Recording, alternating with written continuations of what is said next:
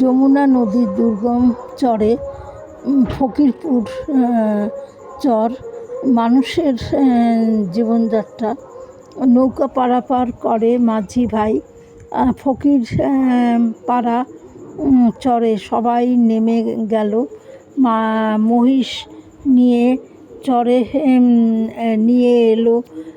কয়েক মাস এই চরে থেকে তারপর আবার অন্য চরে চলে যাবে।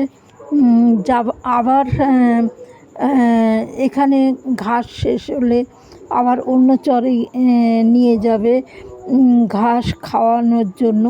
এইভাবে এক চর থেকে অন্য চরে এই মোষগুলোকে নিয়ে দিন যাপন করে।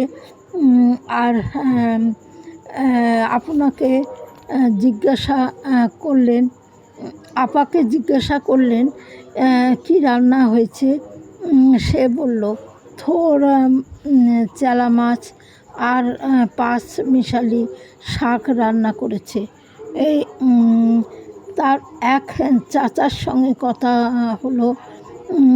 গোবর সার দিয়ে জমি ঠিক করছে ভুট্টা লাগাবে বলে। আর দুপুরবেলা কেউ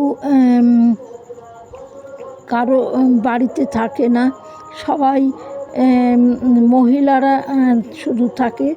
আর ছেলে মেয়েরা নৌকো করে ওপারে পড়াশোনা করতে যায়।